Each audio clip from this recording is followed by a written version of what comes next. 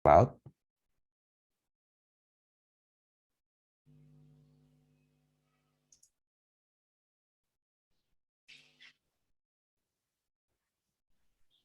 Selamat pagi semuanya, salam sejahtera buat kita semua. Semoga kabarnya senantiasa sehat untuk teman-teman yang antusias untuk mengetahui lebih jauh mengenai informasi seputar beasiswa afirmasi dari LPDP tahun 2021 dan juga studi di Amerika secara umumnya dan di Arizona State University pada khususnya. Nama saya Yuli Purwono dan saya adalah Client Relationship Director untuk Thunderbird School of Global Management di Arizona State University. Dan hari ini kita bersama dengan Pak Martin Ronald Bebena, penerima LPDP untuk beasiswa Indonesia Timur dan juga sudah diterima untuk kuliah di Master of Public Administration di Arizona State University bulan Agustus nanti atau fall 2021. Nah, untuk saat ini, hari ini sesi kita agendanya adalah sebagai berikut. Yang pertama pembukaan, terus nanti kita akan ada polling terkait tantangan mungkin buat teman-teman ketika mengetahui adanya beasiswa afirmasi LPDP 2021 ini. Seperti apa dan nanti setelah itu Pak Martin akan sharing pengalaman beliau, bagaimana proses mendapatkan beasiswa, bagaimana tipsnya khususnya buat teman-teman yang baru mendaftar, dan juga setelah itu nanti kita ada sesi tanya jawab lagi, dilanjutkan dengan polling mengenai kuliah di Amerika, bagaimana concern teman-teman, bagaimana yang menurut teman-teman tantangan terbesar ketika mendengar kata kuliah di Amerika. Nanti saya akan coba sharing sedikit di situ dan kita akhiri dengan tanya jawab. Nah, oke, yang pertama kita akan launching polling buat teman-teman mengenai LPDP ini. Jadi teman-teman mohon tanggapannya yang teman-teman alami seperti apa dan menurut saya sejujur mungkin sehingga kita nanti bisa bantu sebenarnya prosesnya seperti apa. Oke, saya launching. Nah, silakan buat teman-teman dijawab apa yang menjadi tantangan utama dari teman-teman dalam proses pendaftaran beasiswa LPDP ini. Jadi bisa jawab lebih dari satu. Kalau memang ada tantangannya, ada beberapa tantangan seperti itu. Dan kalau misalkan ini buat masukan juga buat kami untuk nanti sesi berikutnya kira-kira kita akan fokus di mana. Kalau ada yang tidak bisa melihat pollingnya, bisa disampaikan via chat di situ. Oke, ini apa namanya tidak muncul ya, jadi ini anonimus. Silakan jawab. Ini buat masukan kita secara umum. Oke, bahasa Inggris menduduki peringkat cukup tinggi untuk sebagai tantangan terbesar, tapi juga ada di pemilihan universitas dan tidak ada pendampingan. Oke, ada yang belum menjawab? Mungkin kalau yang belum menjawab,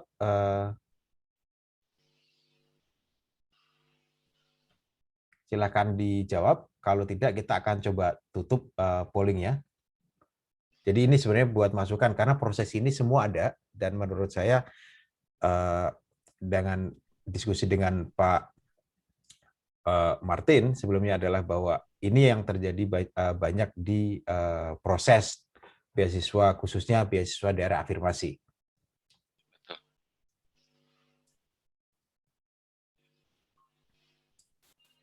Oke, 15 detik lagi, kita cukup untuk 2 menit. Kalau teman-teman sudah submit, terima kasih.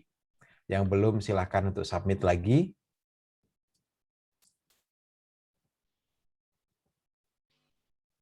Oke, saya akhiri untuk pollingnya ya.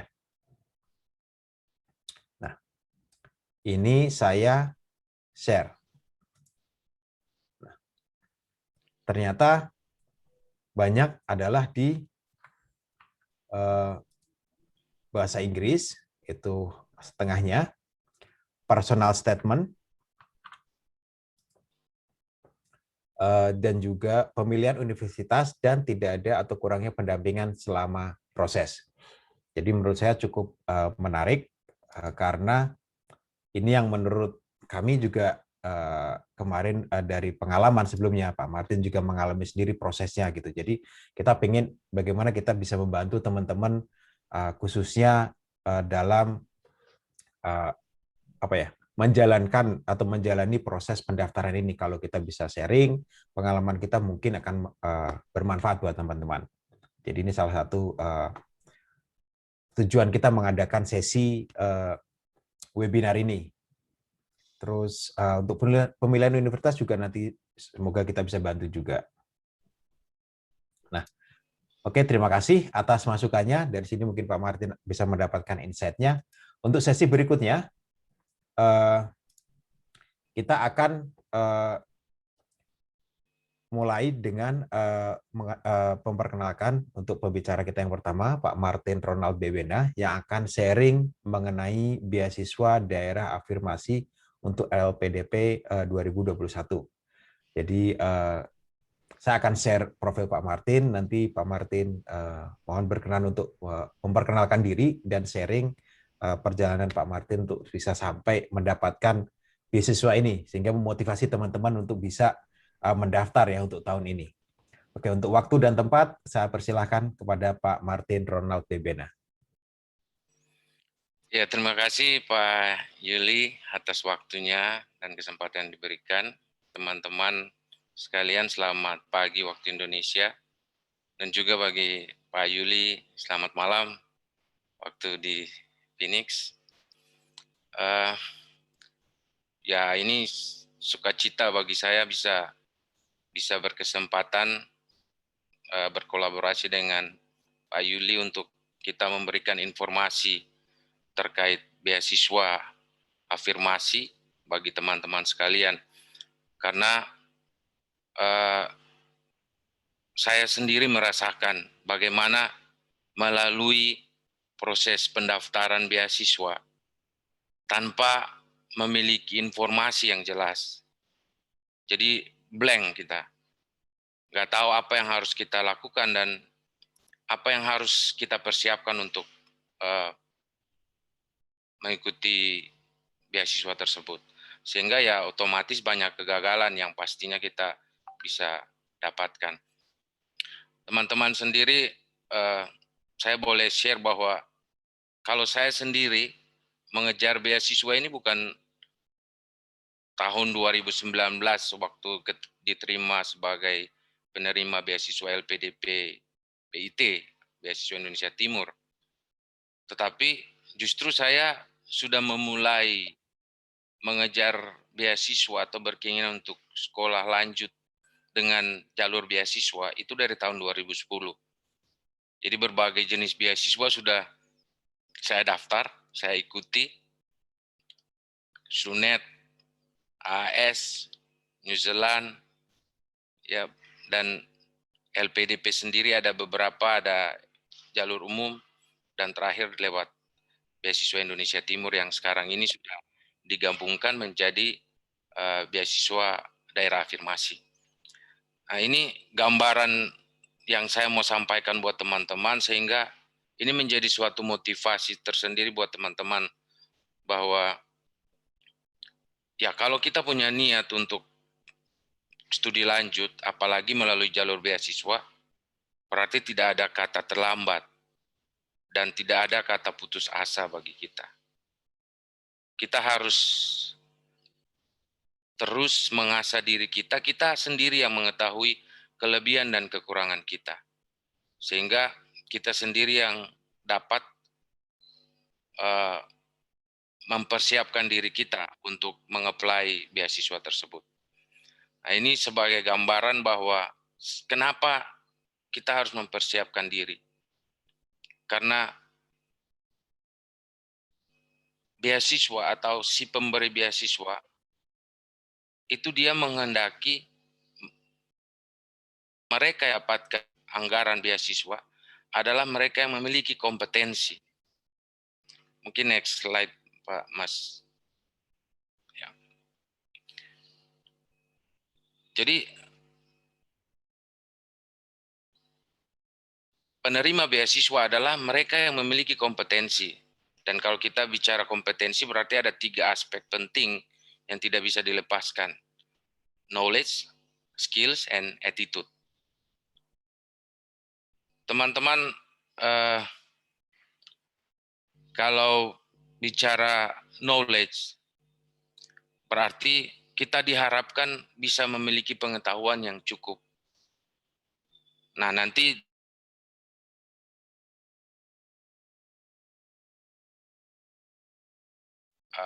teliti terkait dengan kemampuan teman-teman terkait dengan pengetahuan teman-teman. Di sini saya bisa gambarkan bahwa kalau bicara knowledge, berarti kita harus memperhatikan kemampuan dalam hal ilmu yang kita miliki. Nah, ini berkaitan dengan IPK teman-teman. Mungkin ini sangat penting ya, supaya teman-teman bisa menjadikan IPK, artinya semakin baik IPK teman-teman berarti teman-teman memiliki kapasitas, kemampuan yang cukup di bidang atau ilmu yang teman-teman ikuti. Kemudian kemampuan juga bagaimana berbahasa Inggris, apalagi yang ingin bersekolah ke luar negeri. Saya sendiri jujur ya teman-teman, kenapa saya dari 2010 sampai 2019 baru bisa keterima. Salah satu kelemahan saya sadari bahwa adalah kemampuan berbahasa. Sehingga itu yang menjadi satu upaya saya sendiri untuk terus meningkatkan atau memperbaiki kelemahan saya itu. Nah, ini supaya bisa menjadi catatan penting bagi teman-teman yang mungkin saja hari ini masih memiliki keterbatasan bahasa, ya harus mampu untuk terus juga memperbaiki kemampuan teman-teman. Saya dalam kesibukan saya dulu, dalam jabatan, dalam tugas-tugas, tetapi setiap hari coba menyiapkan waktu khusus untuk terus mengasah kemampuan bahasa. Dan terakhir lewat kegiatan ELTA selama 3 bulan di Ambon, itu bisa membantu saya untuk mengatasi masalah tersebut. Nah, menjadi catatan bagi teman-teman sekalian untuk knowledge, dan ini kaitan dengan seleksi atau pendaftaran beasiswa nanti, teman-teman upayakan memperoleh nilai tes bahasa yang baik. Artinya, ya kalau nanti teman-teman lihat di persyaratan, IELTS misalkan 5. Ya, kalau teman-teman memiliki nilai lebih dari itu justru lebih baik. Kemudian ya TPA kalau nanti ada tes kemampuan akademik dan lain sebagainya. Karena termasuk wawancara ya, karena disitulah LPDP ingin mengetahui apakah teman-teman memiliki pengetahuan yang cukup atau tidak. Next, Pak. Ya. Yang berikut adalah skill ya.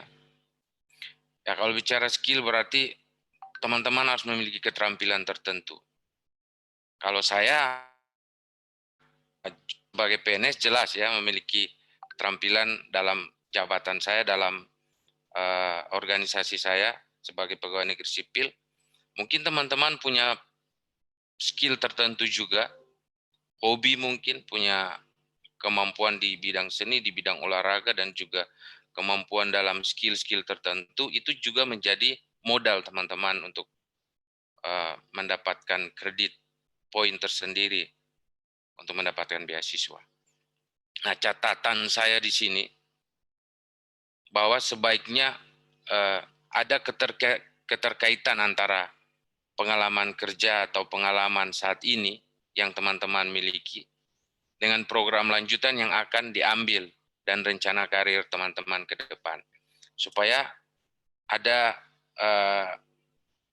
keterkaitan ya, skill yang dibutuhkan teman-teman, kenapa sih teman-teman mau sekolah lanjut? Dan itu menjadi bahan pertimbangan dari pemberi beasiswa itu sendiri. Kemudian yang paling penting juga perbanyak pengalaman kerja dan berorganisasi.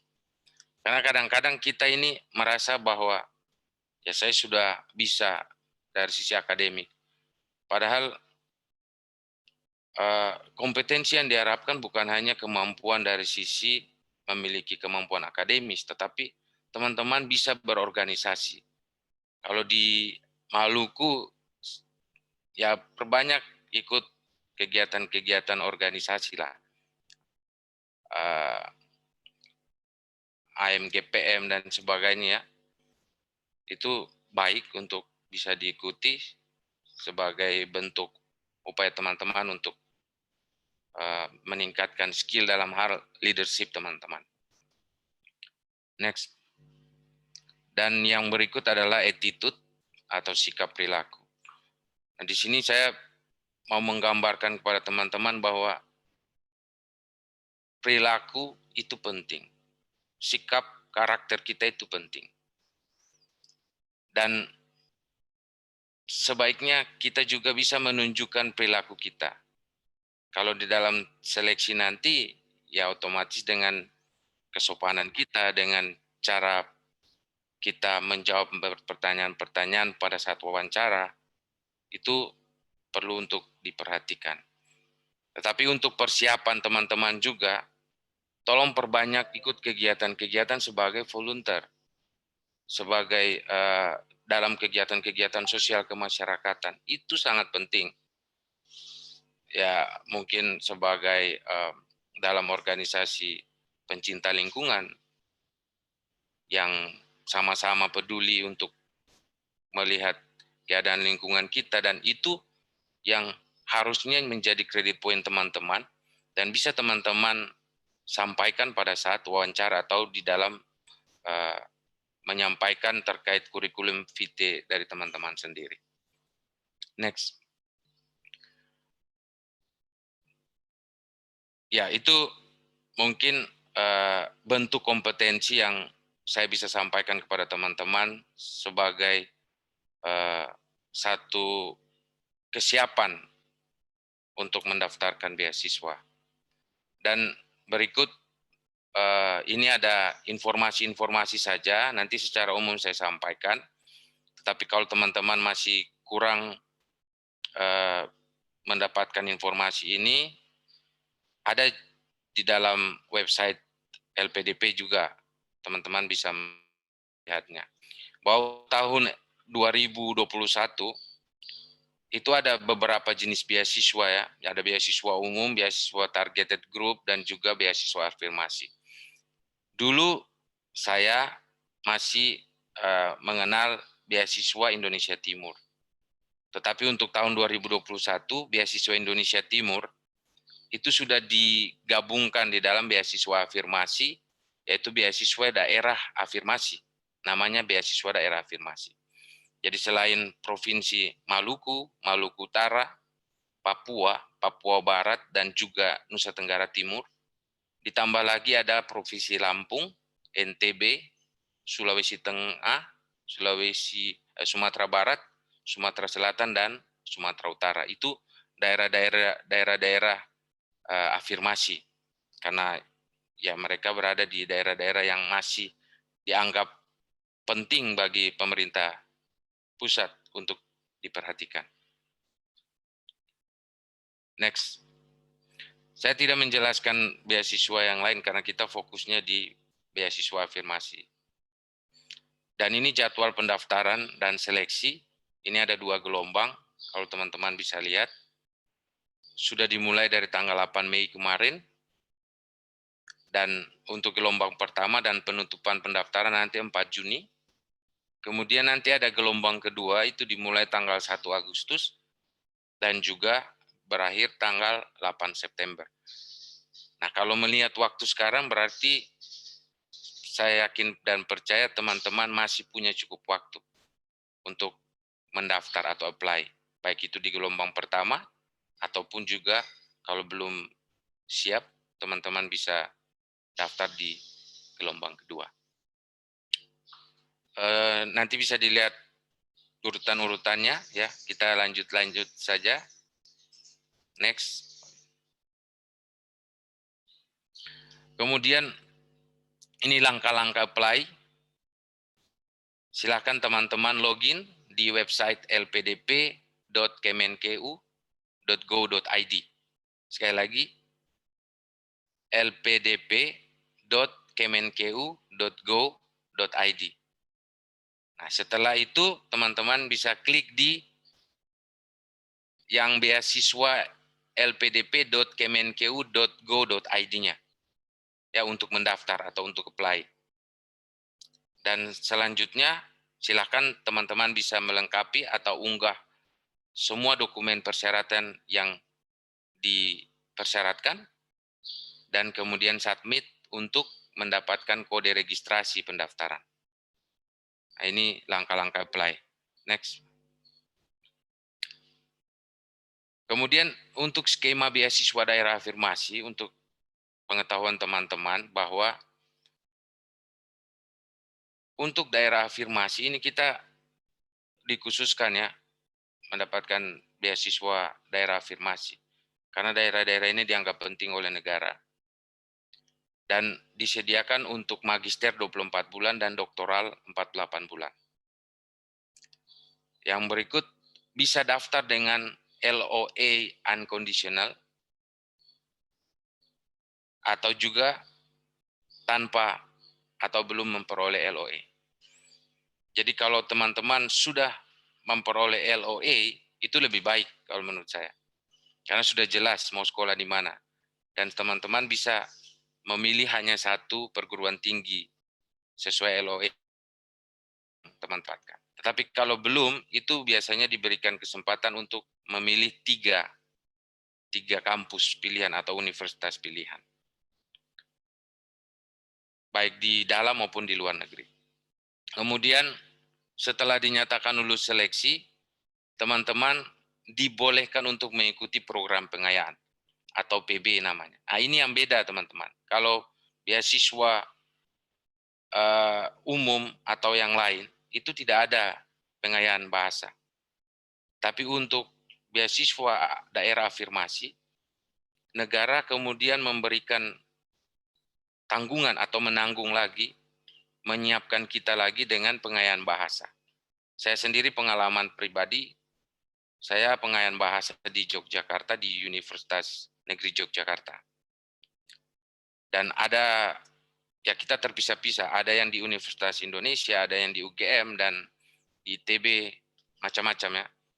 Tetapi yang pasti bahwa kalau teman-teman mengikuti mendapatkan beasiswa daerah afirmasi, teman-teman nggak usah khawatir terkait dengan standar nilai IELTS teman-teman yang belum cukup, karena untuk mendaftar kita dibolehkan mendaftar dengan IELTS 5 atau TOEFL dan lain sebagainya ya.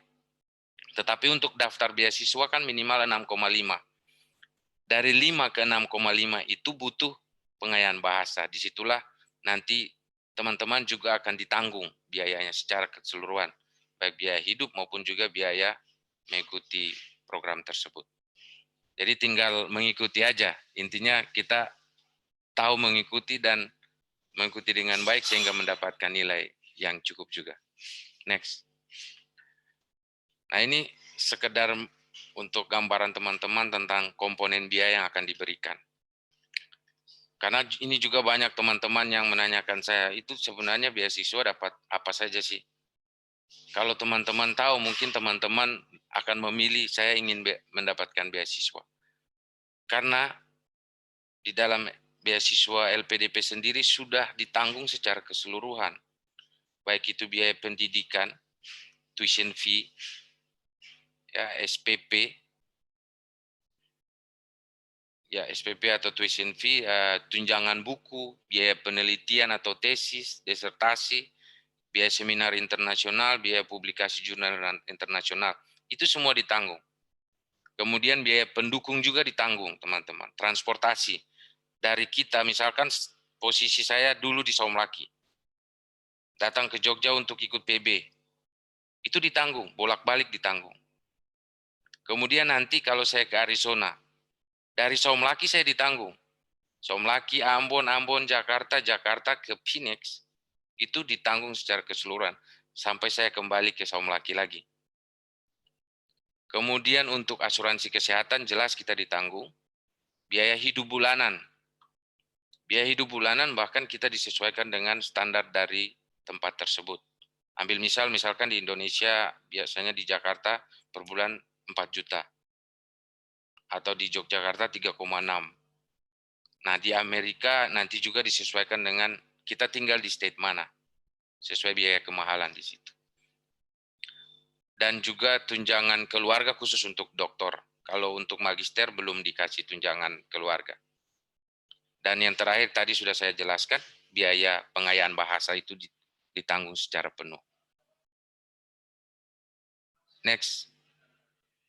Jadi itu ya gambaran biaya sehingga teman-teman kemudian harusnya termotivasi bahwa setelah saya mendapatkan beasiswa, saya sudah kemudian sangat merasa ringan dengan biaya yang akan ditanggung oleh saya sendiri. Karena teman-teman prinsipnya sekolah dan selesai mendapatkan nilai yang baik dan pulang berbakti untuk daerah.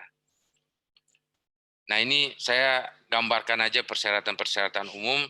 Mungkin silakan nanti teman-teman bisa baca. Saya pikir tidak perlu saya bilang satu-satu ya. Tetapi pada prinsipnya paling penting saya berikan penekanan pada menulis personal statement. Tadi teman-teman ada di awal di polling menyampaikan itu salah satu kendala dan saya juga merasakan bahwa benar itu menjadi kendala dan itu juga yang membuat banyak tidak diterima karena dia tidak mampu menggambarkan tentang kompetensi diri yang dia miliki dan jadi apa yang dia miliki, apa yang sudah dia perbuat untuk negara ini, apa yang sementara ia lakukan dan apa yang akan dia lakukan dengan ilmu yang nanti dia peroleh. Ini sangat penting teman-teman. Kalau untuk persyaratan-persyaratan lain, saya pikir teman-teman bisa mengikuti atau bisa melihat secara baik.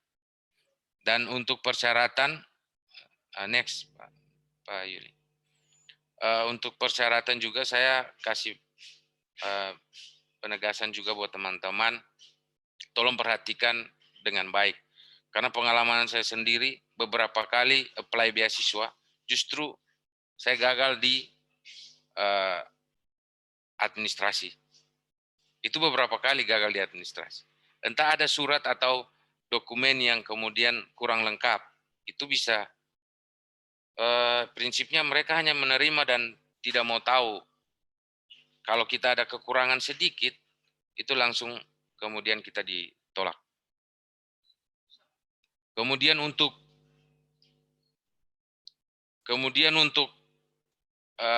persyaratan khusus, ya ini nanti teman-teman bisa melihat sendiri. Saya penegasan saja di usia, untuk magister itu 42 tahun, jadi teman-teman kalau masih 42 tahun masih dibolehkan. Untuk doktoral 47 tahun dan IPK ya minimal 2,5 ya untuk magister dan doktoral 3. Next, Pak.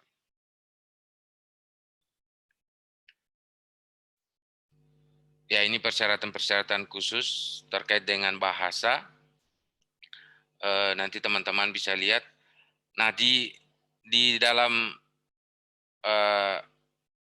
persyaratan beasiswa Indonesia Timur sendiri, teman-teman, ada pengkhususan untuk mereka yang dari Papua dan Papua Barat. Ini standarnya lebih diturunkan lagi. Tetapi untuk teman-teman yang dari Maluku, Maluku Utara, NTT, dan daerah lain, itu masih sama dengan kami. Jadi, IELTS-nya 5. Ya. Nanti bisa teman-teman tolong bisa melihat saja, ada beberapa persyaratan. Bisa lewat IELTS, bisa lewat TOEFL, dan Duolingo English Test. Nah, ini menarik teman-teman untuk persyaratan khusus ini.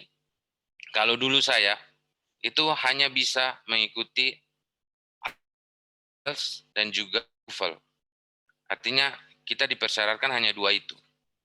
Tapi untuk tahun 2021, LPDP memberikan ruang lagi, menambah ada namanya Duolingo English Test.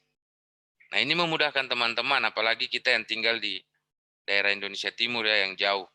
Karena kalau kita mau tes TOEFL, paling tidak kalau TOEFL ada di Ambon, ada di Jakarta.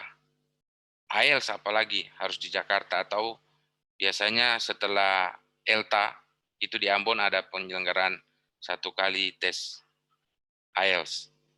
Dan itu butuh anggaran yang besar. Kalau IELTS 3 juta, TOEFL ITP mungkin sekitar 500-an dulu. Saya kurang tahu sekarang berapa. Nah, teman-teman juga bisa memakai cara untuk mengikuti Duolingo English Test. Karena ini dia tidak perlu teman-teman ke Ambon, tidak perlu ke Jakarta. Teman-teman bisa langsung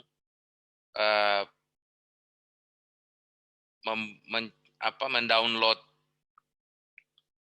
websitenya untuk Duolingo, install aplikasinya, dan teman-teman bisa online. Itu anggarannya sekitar 690-an kalau dirupiahkan, karena dia anggarannya dolar. Dan menarik dari tes ini, teman-teman bisa memperoleh hasil 3 hari setelah teman-teman mengikuti tes.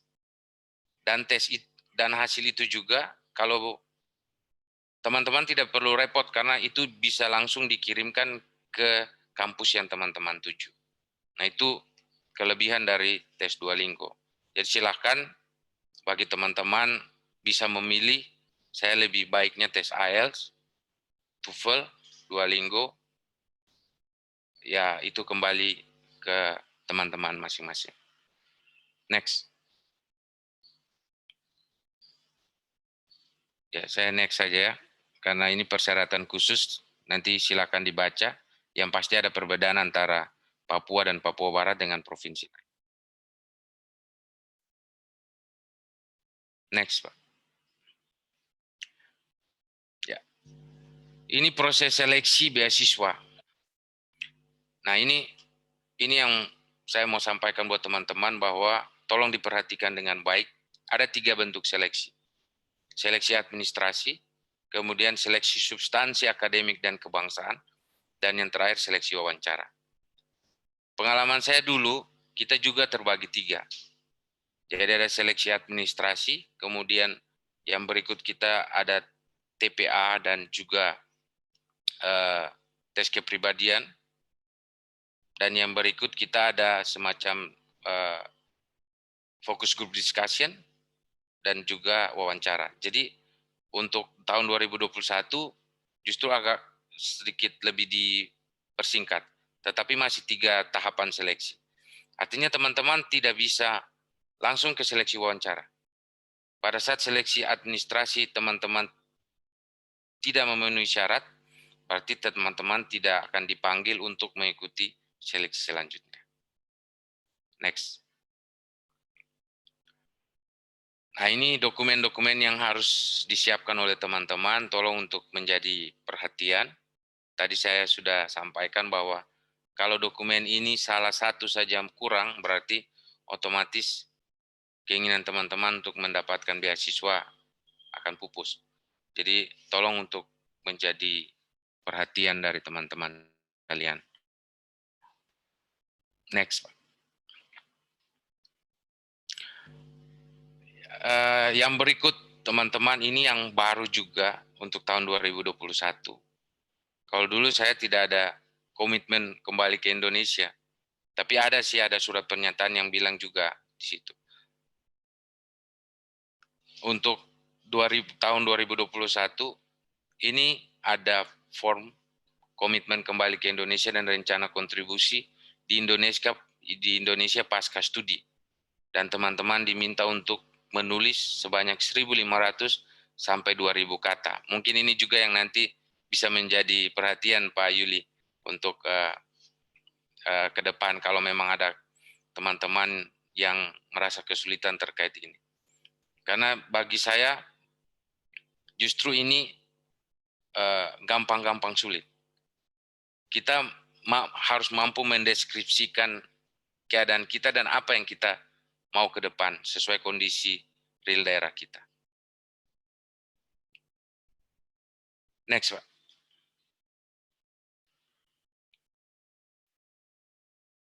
Ya, proposal penelitian khusus doktoral nanti silakan bisa teman-teman baca saja.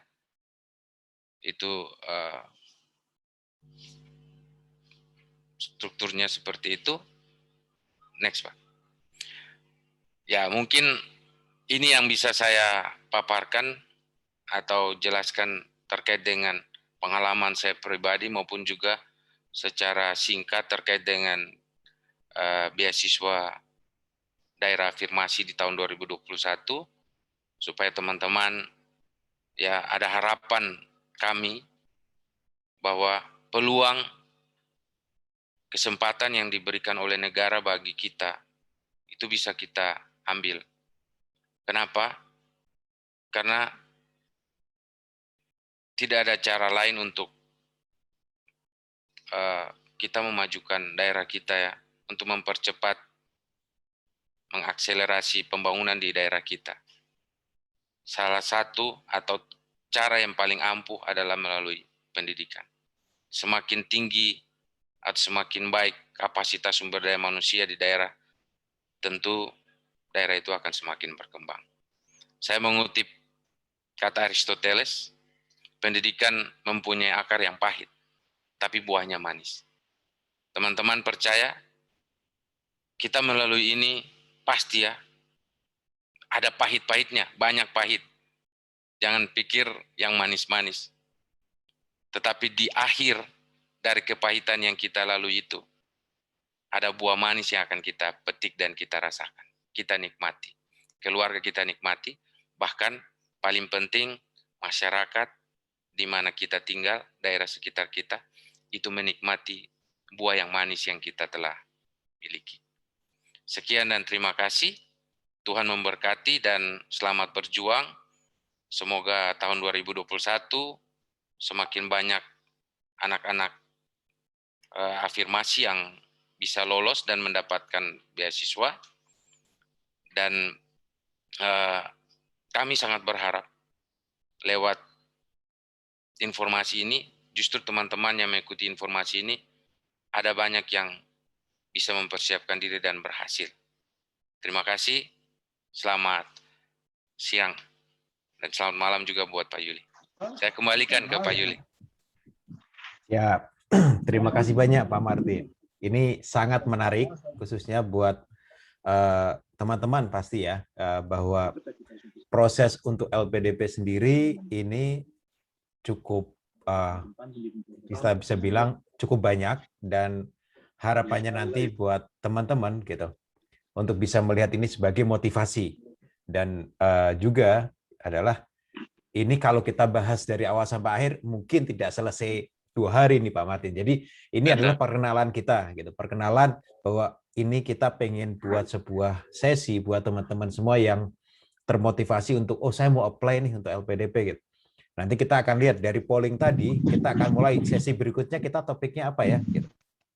Apakah topiknya bisa terkait dengan tadi personal statement, atau bahkan melihat atau memilih apakah saya lebih suka TOEFL, IELTS atau Duolingo. Nah, nanti kita buat sesi berikutnya. Nah, setelah Pak Martin ini, saya ingin membuka 3 pertanyaan dari teman-teman, khususnya terkait proses beasiswa LPDP ini. Sebelum nanti kita diskusi sedikit tentang studi di Amerika ya, karena programnya ini adalah LPDP dan bagaimana untuk studi di Amerika. Mungkin dari teman-teman ada yang ingin bertanya ke Pak Martin terkait tadi journey atau perjalanan Pak Martin mendapatkan beasiswa LPDP atau saat ini dinamakan beasiswa afirmasi. Silakan teman-teman. bisa di-unmute kalau ingin langsung bertanya. Ya, Pak Yuli, saya tambahkan saja sambil menunggu Boleh. teman-teman. Jadi untuk beasiswa afirmasi tadi di dalam persyaratan saya lupa menyampaikan bahwa beasiswa afirmasi namanya aja beasiswa daerah afirmasi ya. Jadi benar-benar paling diperhatikan adalah mereka yang berdomisili atau tinggal di daerah itu. Jadi makanya ada di dalam persyaratan menghendaki teman-teman harus memberikan bukti sekolah di situ dan juga bukti KTP di situ. Nah, itu yang tolong menjadi perhatian. Jadi bagi teman-teman yang ya ini saya juga belum nggak bisa menjawab kalau ada teman-teman yang menanyakan saya orang Maluku misalkan, tapi saya dari kecil sampai besar di luar di Jakarta, tinggal di Jakarta sampai sekarang. Ya mungkin kayaknya nggak bisa karena ada persyaratan KTP harus tinggal di situ dan juga sekolah di situ. Mungkin itu saja, Pak. Siap. Jadi memang mungkin tujuan utama dari beasiswa afirmasi adalah untuk putra-putra daerah yang termotivasi untuk mencapai pendidikan lebih tinggi dan juga berencana untuk membangun kembali daerahnya, mungkin begitu Pak ya. Betul, Dan ini betul. fasilitasnya cukup banyak dibanding beasiswa reguler karena ada tadi pengayaan, ada Ya, biaya-biaya tambahan yang juga eh, bisa membantu teman-teman ketika pendidikan nanti tidak khawatir untuk terkait biaya ini gitu. Oke, kalau betul. begitu, kalau memang tidak ada pertanyaan dari teman-teman, saya coba lanjut Ya, saya untuk mau tanya, boleh? oh ya, boleh. Silakan. Oh, iya. Baik, terima kasih Pak atas kesempatannya. Pertanyaan saya untuk Pak Martin terkait dengan salah satu tahap untuk apply beasiswa adalah tahap di wawancara. Yang mau saya tanyakan itu, apa yang Pak Martin siapkan saat akan menghadapi sesi wawancara, kemudian bagaimana cara Pak Martin untuk mengatasi rasa gugup, karena pasti semua orang punya rasa gugup, itu pasti ada. Bagaimana cara Pak Martin sendiri mengatasi rasa gugup tersebut saat diwawancarai oleh pewawancara, mengingat bahwa dalam apply beasiswa ini banyak juga anak-anak daerah yang pasti akan ikut dan apply dalam beasiswa afirmasi ini. Yang mungkin itu pertanyaan saya. Terima kasih. Ya.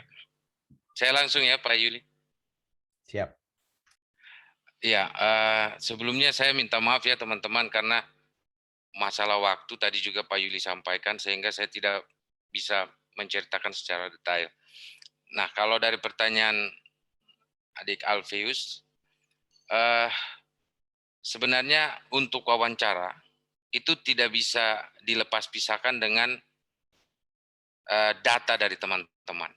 Jadi kurikulum vitae teman-teman, kemudian statement of purpose ya yang teman-teman tulis tentang keadaan teman-teman dan apa yang mau teman-teman lakukan, informasi-informasi terkait dengan kampus yang teman-teman pilih, itu semua harus benar-benar teman-teman kuasai. Karena di dalam wawancara intinya dia akan mengecek kembali teman-teman memberikan data benar atau tidak. Teman-teman betul-betul punya kompetensi atau tidak yang seperti saya jelaskan tadi. Punya knowledge atau tidak, punya skill atau tidak, punya attitude atau tidak. Nah, itu teman-teman harus mampu untuk menyampaikan. Pengalaman saya ya karena menguraikan apa yang telah saya buat dan apa yang mau saya lakukan ke depan di daerah saya. Jadi tidak susah, tidak sulit bagi saya untuk kemudian mendeskripsikan pada saat wawancara kepada pewawancara. Dan mungkin kalau ditanya tips juga bagaimana mempersiapkan diri, pastinya kalau sebagai orang beriman, orawit et labora ya, berdoa dan juga mempersiapkan diri dalam artian besok wawancara ya teman-teman tidur cukup, kemudian upayakan untuk menghindari stres, ya mungkin sambil komunikasi dengan teman-teman yang lain untuk saling coba menanyakan satu dengan yang lain supaya kesiapan teman-teman lebih baik. Ya, mungkin itu yang bisa saya sampaikan. Kalau untuk hal-hal lain, saya pikir semua orang pasti bisa kok untuk mengatasi. Yang penting sepanjang kita menguasai materi kita, itu pasti kita akan menjawab pertanyaan dari pewawancara dengan baik. Begitu ya, adik Alfius. Jadi prinsipnya tolong memperhatikan dokumen-dokumen yang dimasukkan, termasuk gambaran diri teman-teman dan apa yang mau teman-teman lakukan ke depan. Karena poin-poin itu pasti akan ditanyakan.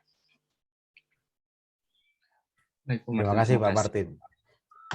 Nah, ini ada juga pertanyaan dari saya kebetulan belum tahu namanya karena namanya Galaxy A02S. Silakan juga bisa memperkenalkan diri.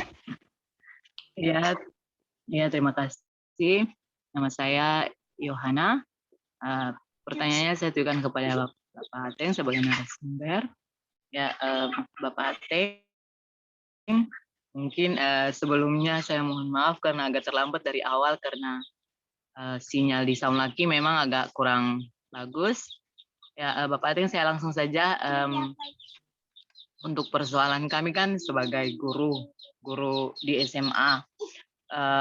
Untuk mendapatkan TOEFL atau IELTS itu kan dia butuh waktu.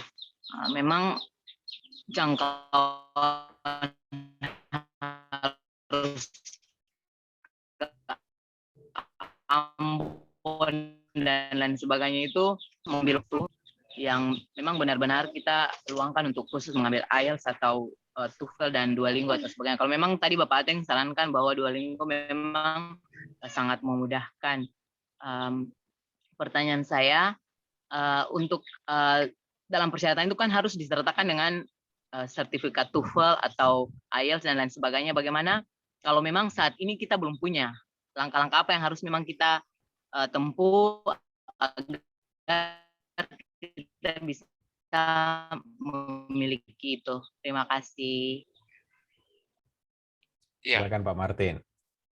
yes, walaupun ada sedikit gangguan, tapi saya tangkap apa yang ditanyakan.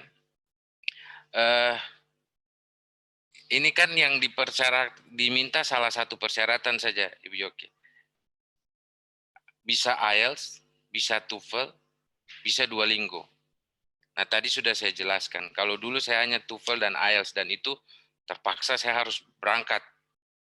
Harus ikut seleksi di Ambon atau di Jakarta. Paling dekat sudah Ambon. Nah, tapi sekarang, tadi saya juga sudah jelaskan, kalau memang teman-teman merasa kesulitan untuk keluar daerah, pilihan Duolingo itu paling memudahkan. Teman-teman bisa dari Somlaki, dari Tiakur, dari Buru, dari manapun. Teman-teman, sepanjang di situ ada koneksi internetnya lumayan baik, itu teman-teman bisa langsung mengikuti tes itu. Dan Duolingo juga mirip-mirip kok dengan IELTS dan juga dengan TOEFL. Jadi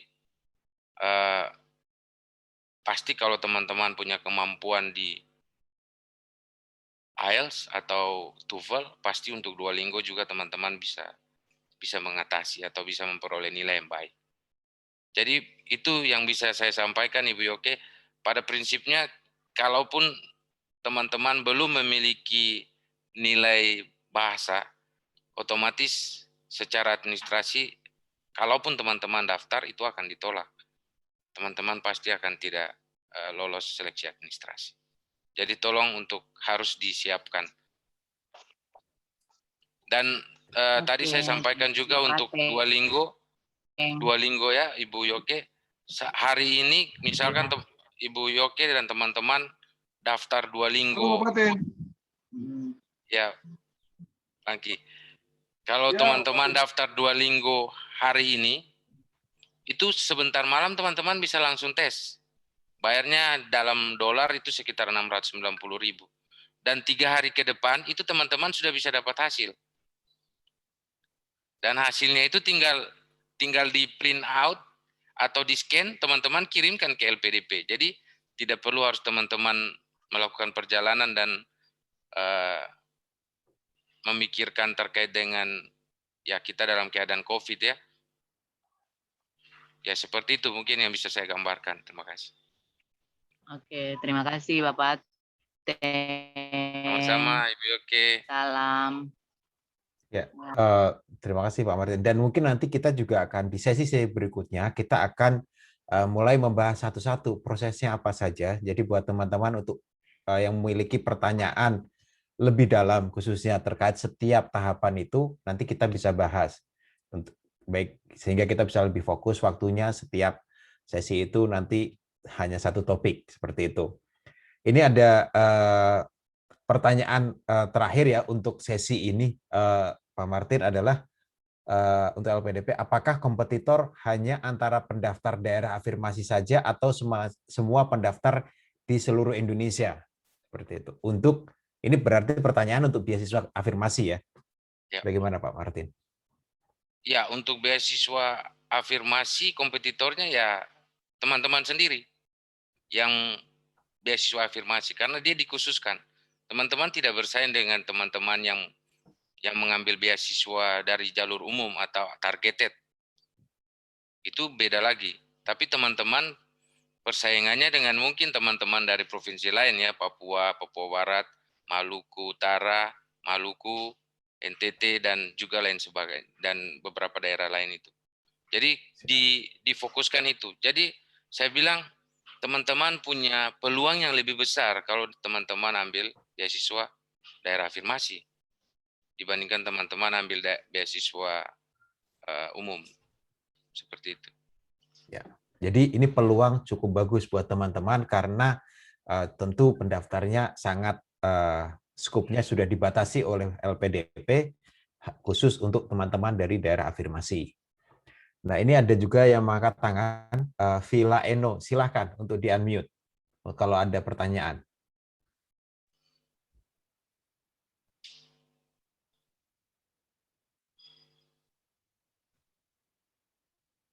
Ya, silakan.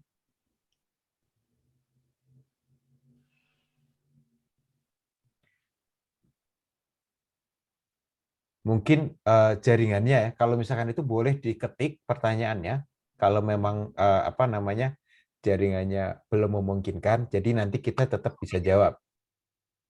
Halo. Oh, Oke, ya silakan. Oh, oke. Oke, sebelumnya selamat pagi, Fader. Selamat Selamat pagi, pagi. Bapak Martin. Naila. Ya. Ya, saya mau bertanya tentang tadi sempat mention mengenai salah satu persyaratannya itu tentang komitmen diri pasca studi. Nah, itu menarik sih, dan itu mungkin salah satu persyaratan yang saya baru tahu juga dari LPDP. Nah, untuk menulis komitmen diri pasca studi dengan personal statement-nya itu kira-kira poin yang buat perbedaannya itu di mana gitu. Untuk personal statement itu poinnya kemana dan komitmen diri pasca studinya itu kemana gitu. Karena kalau mau dilihat-lihat ini kayaknya mirip-mirip kalau misalnya tidak terlalu memperhatikan misalnya poinnya yang diminta sama LPDP itu personal statement-nya itu menjurus kemana dan komitmennya itu menjurus kemana. Nah, menurut pengalaman Bapak itu cara menuliskan sampai bisa lolos bahwa personal statement itu seperti ini dan komitmen diri pasca studi itu seperti itu. Itu aja, Pak. Thank you. Terima kasih Nona Ila. Kalau saya bisa jawab, dulu kami itu terpisah. Jadi untuk komitmen pasca studi itu dia dalam pernyataan. Jadi hanya fokus ke statement of purpose. Nah, kalau untuk tahun ini yang memang saya juga melihat ini sebagai sesuatu yang baru. Makanya saya coba tampilkan di dalam slide tadi bahwa ternyata ada form komitmen kembali ke Indonesia dan rencana kontribusi di Indonesia pasca studi. Itu 1.500 sampai 2.000. Itu sudah jelas itu Ibu Nona Ila bisa lihat itu ada diminta tolong deskripsikan diri, deskripsikan masalah urgen yang sedang dialami oleh Indonesia atau lingkungan sekitar Anda, dan solusi penyelesaian yang Anda tawarkan.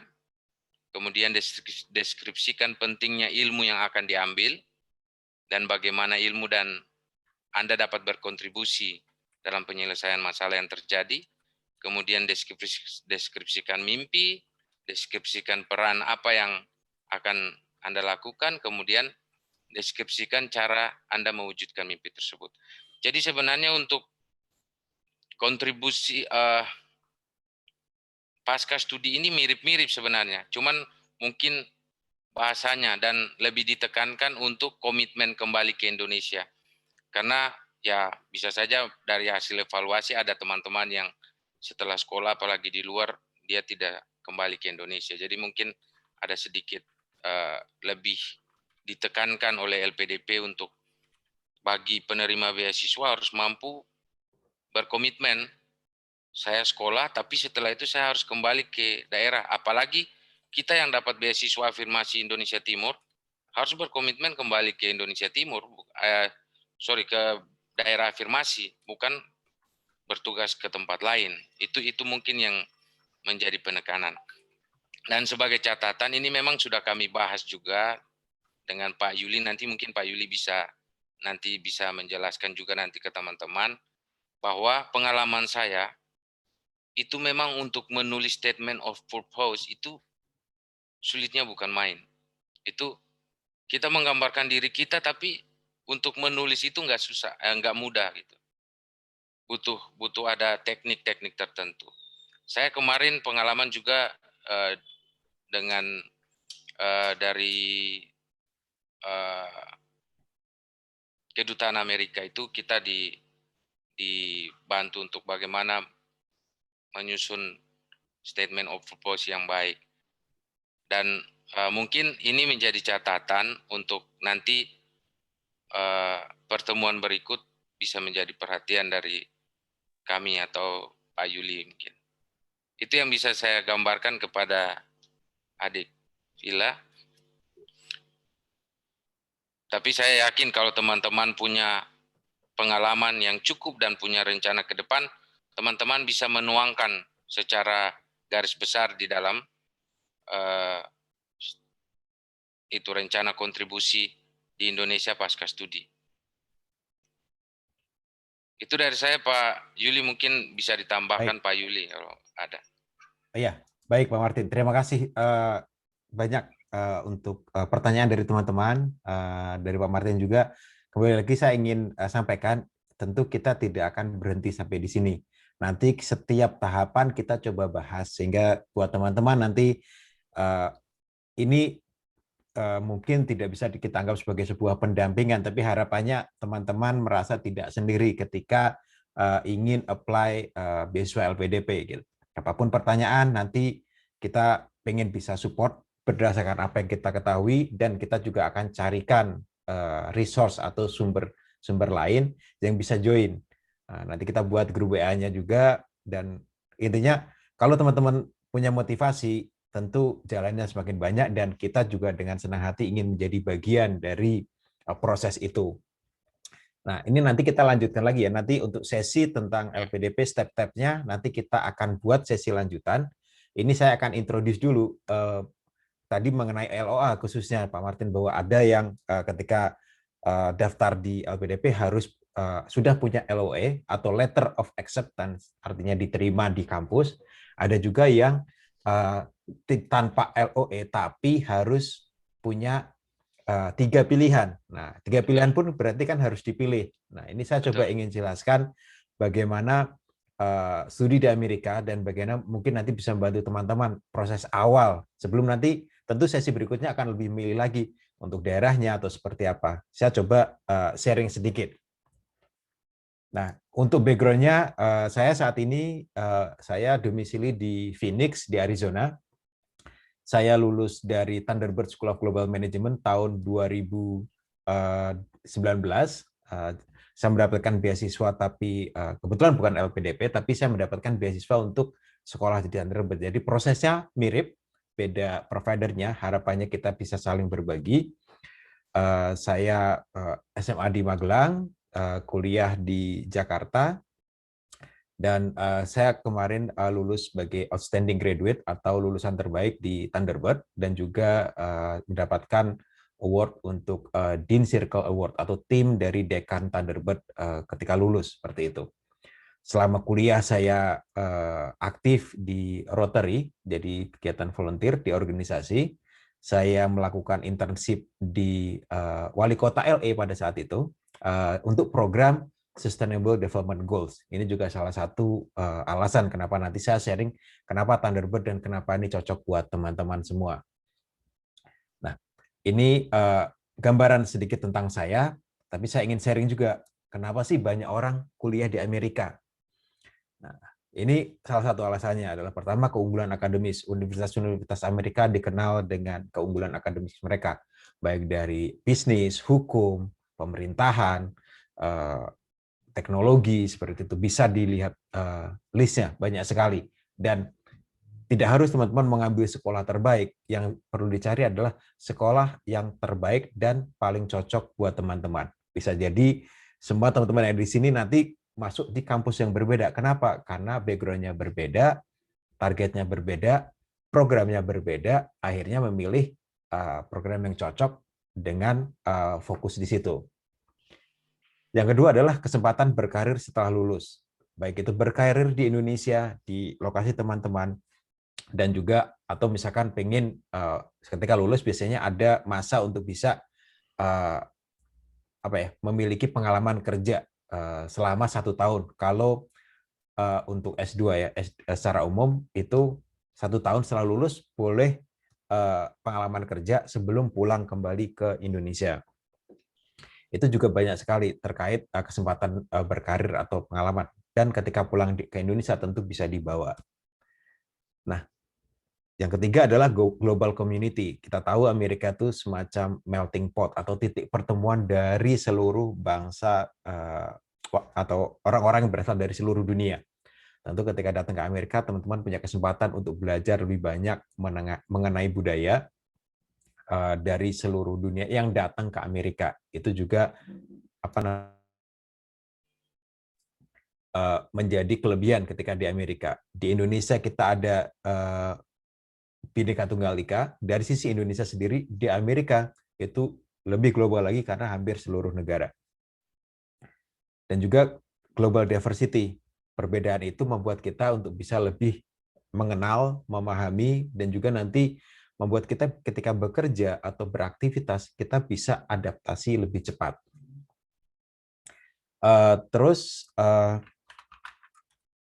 ada juga keunggulan teknologi untuk di Amerika, baik sih dari tadi kita lihat kalau misalkan challenge terbesar untuk beasiswa daerah afirmasi ini adalah daerah-daerah yang memang bisa dilihat infrastruktur pemerintah pun masih terbatas mungkin ya gitu. Nah, di Amerika kita mungkin teman-teman bisa juga mengalami bahwa bagaimana teknologi di sini cukup cepat, cukup tinggi. Di tempat tertentu bahwa bahkan ada misalkan landasan untuk pesawat ulang-alik seperti itu, dan mereka fokus di luar angkasa bahkan sudah sampai ke sana gitu. Nah, itu alasan kenapa teman-teman mesti kuliah di Amerika seperti itu. Yang terakhir adalah pengalaman sebagai mahasiswa itu sendiri, ketemu dengan mahasiswa lain, tinggal selama di Amerika itu pengalaman yang sangat menarik, baik teman-teman sendiri atau mungkin yang sudah berkeluarga. Lalu kita akan masuk setelah ini kira-kira untuk memilih kampus di Amerika itu seperti apa sih? Nah, ini kenapa saya biru, karena ini lokasi saya kebetulan, karena saya lokasinya ada di Southwest atau bisa dibilang Barat Daya, tapi Amerika ini sangat-sangat luas dan sangat banyak sekali universitasnya. Jadi kalau kita bilang Amerika mungkin tidak akan bisa dibilang lebih tidak bisa kita bandingkan dengan misalkan di Indonesia gitu, walaupun sama-sama Indonesia sangat diverse, tapi Amerika sangat luas. Perjalanan misalkan dari kita bilang kalau dari saya ke Chicago gitu, dari Arizona ke Chicago itu bisa 3 jam pesawat terbang atau 4 jam dari titik dari San Francisco sampai ke New York, dari yang barat sampai ke timur itu bisa 7 jam terbang gitu. Jadi cukup besar. Tapi saya ingin melihat bahwa kenapa untuk di university prioritasnya apa? Tadi mungkin nanti Pak Martin juga bisa sharing sedikit, adalah ranking dan program. Ranking dari universitas dan ranking programnya. Kenapa itu penting?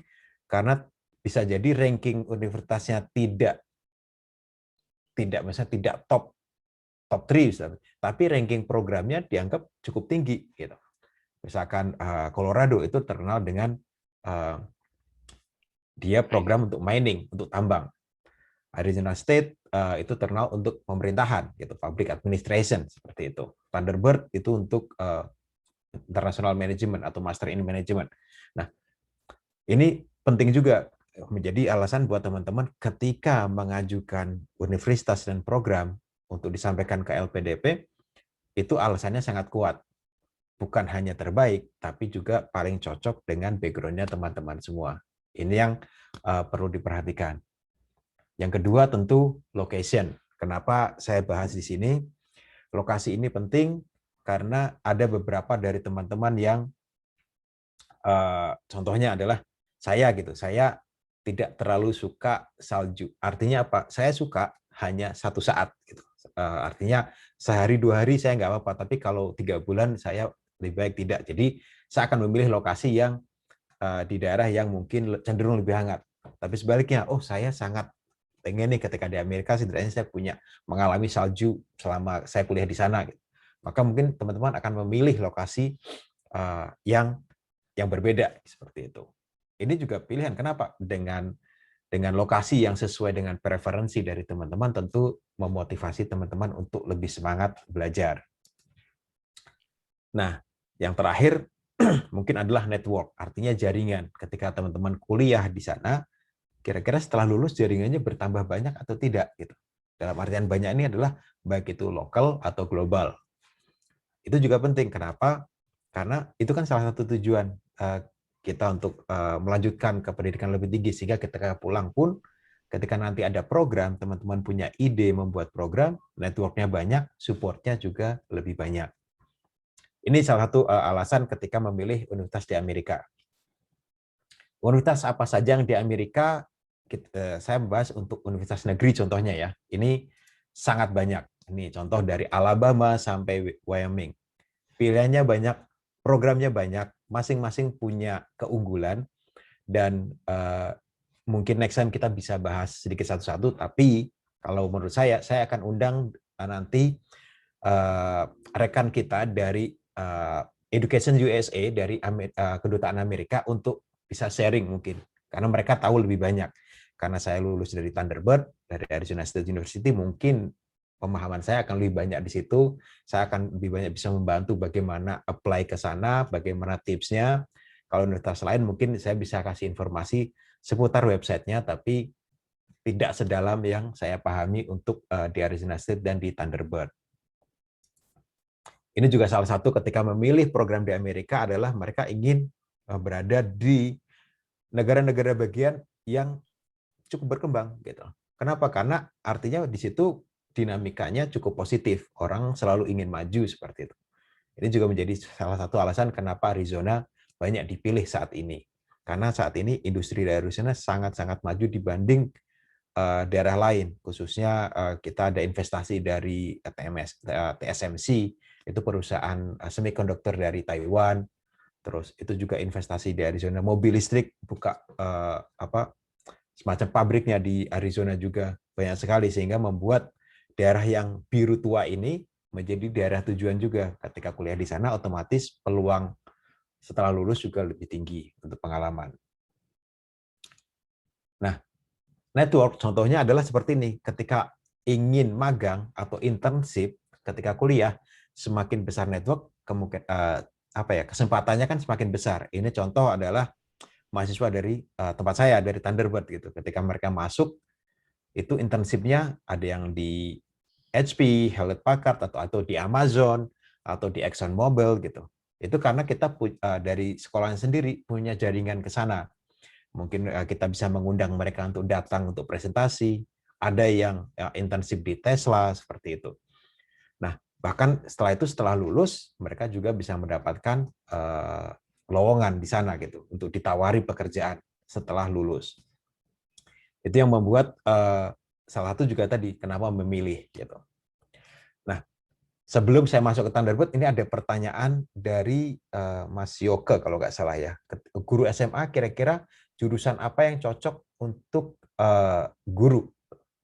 Ini menarik. Nah, menurut saya adalah cocok itu tergantung dari tadi rencana pulang mau sebagai apa, apakah mau melanjutkan sebagai guru, apakah role-nya akan fokus dalam meningkatkan kapasitas sebagai misalkan subjek tertentu, guru kimia atau itu. Jadi pendidikan itu ketika memilih programnya, teman-teman juga harus memilih apakah itu cocok ketika lulus, apakah ternyata saya sebagai guru, tapi saya ingin melihat dari sisi yang lebih luas lagi, dari sisi pendidikan. Nah, maka magister pendidikan mungkin akan sangat cocok di situ. Nah, sekarang kita masuk ke Thunderbird. Thunderbird itu adalah bagian dari Arizona State University saat ini, tapi dulu kita berdiri sendiri, kita fokus untuk future ready atau pemimpin masa depan yang globally fokus atau fokus ke global. Jadi fokusnya di Fourth Industrial Revolution, jurusan-jurusan yang terkait dengan perkembangan saat ini ada di Thunderbird. Fokusnya kita ingin menyiapkan pemimpin masa depan, manajer atau entrepreneur yang bisa secara umum adalah inklusif ya, tidak eksklusif, untuk bisa menciptakan dunia yang bisa dibilang prosper, yang sejahtera dan sustainable atau berkelanjutan. Berikutnya juga dari Arizona State University adalah mereka universitas atau kami adalah universitas nomor 1 di Amerika untuk inovasi. Jadi alasannya cukup jelas. Mau kuliah di Amerika, fokus di inovasi tentu Arizona State University menjadi pilihan utama. Untuk Thunderbird, kita nomor 1 di tahun 2019, kita nomor 1 untuk Master in Management. Kenapa itu penting? Apa bedanya Master in Management dengan master lain? Nanti saya jelaskan lagi. Untuk program-program terkait United Nations atau PBB, yaitu Global Impact, itu Arizona State juga nomor 1 di Amerika. Program-program kita untuk support program dari PBB sangat banyak. Di Amerika juga kita nomor 1 untuk Public University, pilihan dari mahasiswa internasional. Ini untuk ranking ya, kita bicara tadi kan ranking dan program. Untuk ranking sudah jelas kita di sini. Nanti teman-teman bisa lihat juga. Untuk visinya, karena kita Thunderbird itu berada atau dimulai setelah Perang Dunia Kedua, tujuannya jelas untuk menciptakan dunia yang sustainable dan juga sejahtera. Misinya adalah untuk mendidik pemimpin global khususnya. Nah, ini untuk Thunderbird, dan saat ini kita ada gedung baru yang baru jadi dan sangat high tech khususnya untuk di Amerika. Kita ada virtual reality dan lebih banyak lagi feature di situ, dan akan mulai dibuka di fall tahun ini. Jadi untuk mahasiswa yang baru akan langsung menempati gedung baru. Ini salah satu gedung yang paling canggih untuk kampus di Amerika. Nah, untuk Arizona sendiri, ini untuk teman-teman mungkin bisa dilihat Arizona itu iklimnya cenderung kering atau semi arid atau agak cenderung gurun. Tapi jangan salah, untuk menikmati salju teman-teman hanya perlu nyetir 2,5 jam. Ketika musim dingin sudah bisa main ski. Ini yang membuat saya, salah satu alasan saya memilih Arizona adalah ketika saya tidak ingin salju ya saya tinggal di Phoenix nggak apa-apa. Tapi kalau saya pengen salju hanya untuk ski, hanya untuk main, ya udah nyetir aja 2,5 jam gitu. Kalau di Jakarta nyetir 2,5 jam itu mungkin setiap hari dari rumah ke kantor buat teman-teman yang mengalami tinggal di Jakarta seperti itu. Jadi kalau menurut saya tidak terlalu masalah. Tapi hal yang lain adalah suasana alamnya sangat-sangat indah kalau di sekeliling Arizona ya. Itu kalau dari saya. Untuk tentang Arizona nanti kita bisa bahas lagi terkait tantangan atau peluang di sana. Nah, ini juga kenapa Thunderbird itu berbeda kalau dari saya adalah itu dibanding sekolah-sekolah lain. Kita fokus yang namanya global mindset. Itu sudah dari awal. Ini trademark-nya Thunderbird. Bahwa lulusan Thunderbird harus punya 3 capital atau 3 modal. Yang pertama harus punya intellectual capital. Jadi memang kita didik untuk memiliki kemampuan bisnis dan juga untuk managing cognitive complexity atau sesuatu yang critical thinking punya. Lalu juga diajari untuk memiliki passion for diversity. Jadi punya passion untuk perbedaan, kita menerima perbedaan. Ini yang membuat saya ketika saya berangkat dari Indonesia, saya melihat ini sangat cocok sekali buat saya gitu. Bahwa saya berangkat dari nasional menuju global yang bisa dibilang ini upgrade-nya gitu. Terus quest for adventure, jadi sangat-sangat menghargai untuk sebuah petualangan gitu. Tapi juga memiliki empati terhadap budaya, bahwa kita tidak merendahkan budaya lain, tapi kita menghargai adanya perbedaan budaya dan juga menjunjung mendidik untuk bisa melakukan diplomasi yang sehat.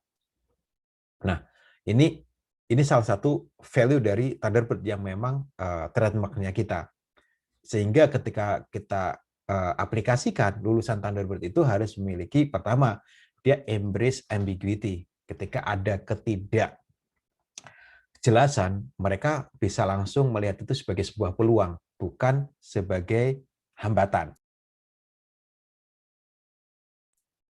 Lalu berikutnya adalah welcome uncertainty. Ketika ada ketidakpastian, itu terbuka. Tidak apa-apa, kita cari peluangnya, bukan kita cari siapa yang salah, seperti itu. Itu di Thunderbird dididik seperti itu. Dan ada juga kita bilang comfort in discomfort, artinya kita harus selalu nyaman dalam ketidaknyamanan gitu. Bukan berarti terus kita pasrah, tapi kita harus bisa selalu adaptif, mencari solusi dalam setiap masalah. Dan terakhir adalah acknowledge volatility. Kita harus bisa mengakui adanya volatility atau perubahan yang terjadi sangat cepat. Itu yang membuat Thunderbird sangat diakui oleh banyak employer atau pemberi kerja. Dan banyak perusahaan-perusahaan yang mereka memberikan testimoni kalau lulusan Thunderbird itu jauh lebih siap ditempatkan di mana saja. Bayangan saya udah mirip dengan di Indonesia, ditempatkan di mana saja artinya dari barat sampai timur.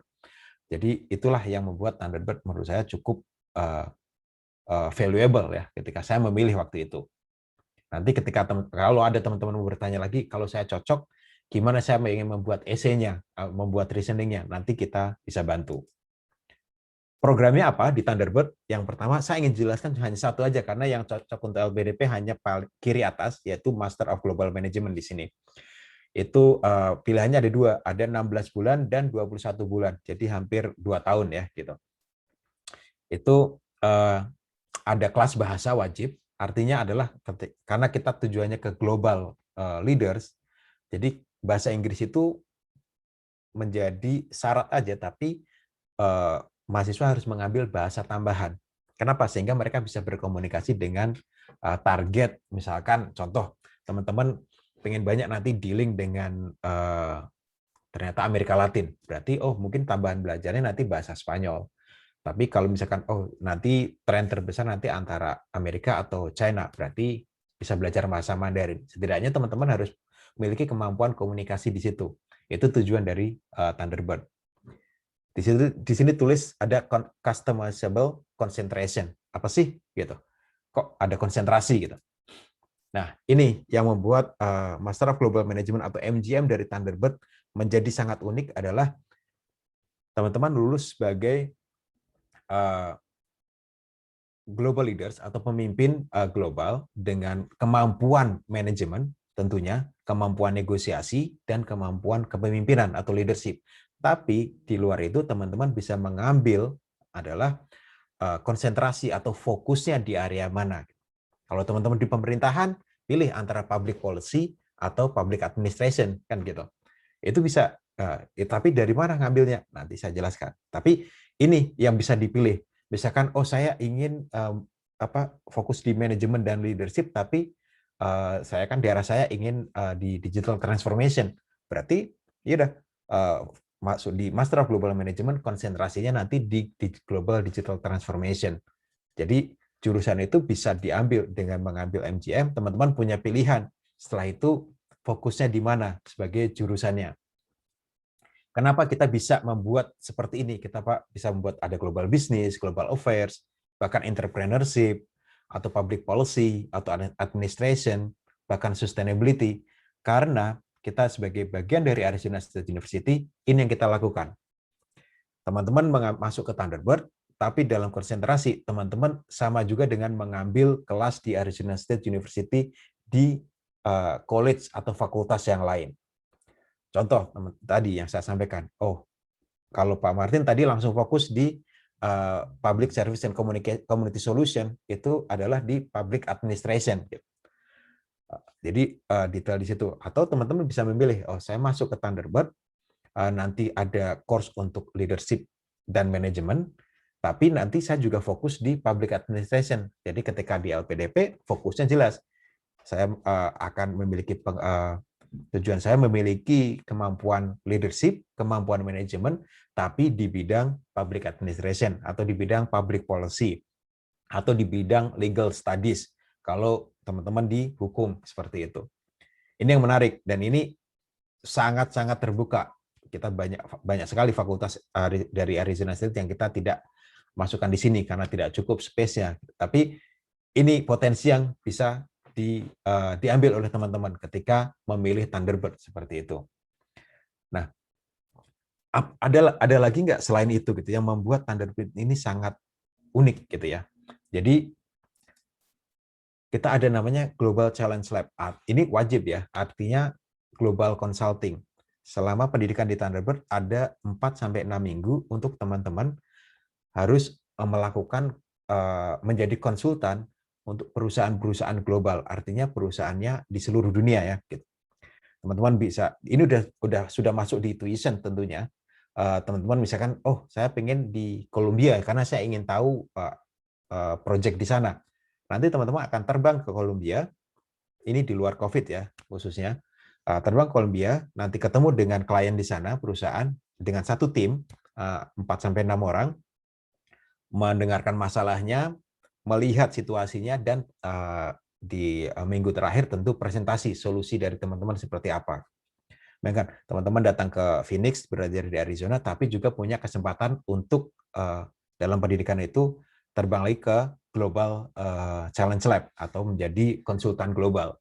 Ini dari sisi business school, Thunderbird cukup kuat di sini. Tidak banyak, bahkan selama COVID tidak banyak kampus lain yang bisa melakukan ini. Kita tetap melakukan kemarin selama COVID. Kita ada di Indonesia, kita kerjasama juga dengan Habitat for Humanity. Kita ada di Jerman juga, project kita gitu untuk student. Jadi jangan khawatir untuk teman-teman untuk memiliki kemampuan global itu sangat-sangat bisa diakomodasi di sini. Untuk admission-nya, nah ini tadi pertanyaan untuk LOA gitu. LOA adalah berarti artinya sudah diterima di Thunderbird. Itu pertanyaan dari, saya ingin coba bahas pertanyaan dari Rani Jabar ya gitu.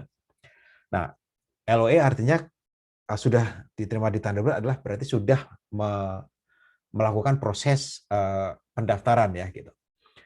Pendaftaran Thunderbird dibutuhkan apa? Pertama berarti ada bachelor degree atau ijazah S1 dari universitas, ada GMAT atau GRE untuk S2. Nah, nanti apakah ada waiver atau apakah kita bisa skip GMAT-nya? Tergantung, ada syaratnya. English proficiency sama TOEFL, IELTS, sepertinya kita juga terima Duolingo. Untuk online application, untuk daftarnya juga tetap online, mengirimkan resume, essay juga ada reference letter, transkrip nanti dikirimkan yang official ketika sudah diterima, dan juga interview, seperti itu. Tapi kita fokus di bahasa Inggris lagi ya, gitu. Bahasa Inggris untuk Thunderbird, untuk TOEFL ini ada 2. Kalau 100 itu berarti langsung masuk. Kalau TOEFL-nya 80-99 itu nanti ada kelas bahasa Inggris tambahan, diterima. Tapi nanti wajib semacam di LPDP ada pengayaan, kelas pengayaan bahasa lagi. Itu 8 minggu. Gitu. IELTS juga sama. Kalau 7,5 plus itu bisa langsung masuk, tapi kalau 6,5 sampai 7 nanti juga ada pengayaan bahasa. Menurut saya mengambil pengayaan bahasa waktu itu. Kenapa? Jadi saya juga siap di Arizona, siap sebelum kelas beneran. Jadi tidak kaget juga. Nah, itu membantu saya buat transisi. Duolingo sama 125 plus langsung masuk, 105 sampai 124 itu ada pengayaan. Jadi teman-teman ketika melihat ini tentu bisa nanti prediksi kalau diterima di LPDP kira-kira pengayaan di sana targetnya berapa. Untuk GMAT GRE ini kalau pengalaman kerjanya di atas 8 tahun bisa di waive, artinya tidak perlu menyampaikan hasil tes GRE atau GMAT. Atau kalau IPK-nya di atas 3,25 itu juga bisa.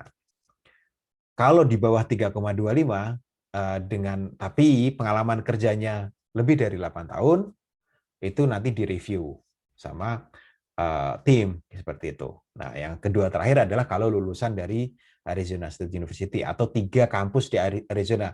Arizona State University, North Arizona University atau University of Arizona itu juga bisa di-waive. Untuk Thunderbird, kita ada kantor di Jakarta buat teman-teman yang nanti mau telepon, mau WA, mau tanya-tanya, silahkan di sini kita kalau tanpa COVID kita di Energy Building. Tapi kalau WA silahkan, ini WA-nya lebih baik di WA, tidak di SMS karena mungkin tidak dibaca, atau email ke saya di yuli.purwono@thunderbird.esu.edu, dan juga kita ada tim di sana, Talita, bisa di email juga. Nah, menariknya dengan Thunderbird, kita juga ada, ini kalau tambahan, kampus kita tidak hanya di Phoenix, kita ada di Los Angeles, itu untuk kampus Creative Industry. Buat teman-teman yang memang mau daftar di Creative Industries, maka kuliahnya akan di Los Angeles. Kampus untuk policy lebih fokus di diplomasi khususnya, itu di Washington DC.